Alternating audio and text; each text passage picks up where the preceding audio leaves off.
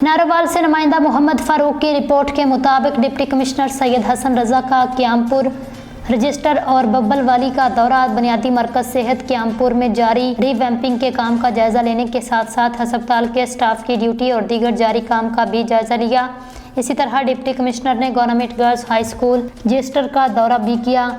Deputy commissioner ने इस दौरान क्लासरूम्स, साइंस लैब समेत स्कूल के मुख्तलिफ हिस्सों का मुआयना किया।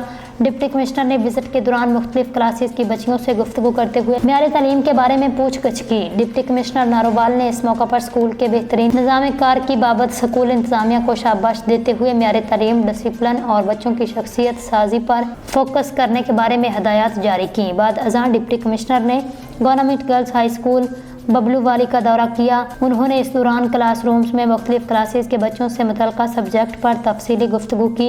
डिप्टी कमिश्नर नारोवाल ने इस दौरान हेड टीचर और असातिज़ा को बच्चों के मेयार तालीम में बेहतरी लाने के हवाले से हदायत जारी की।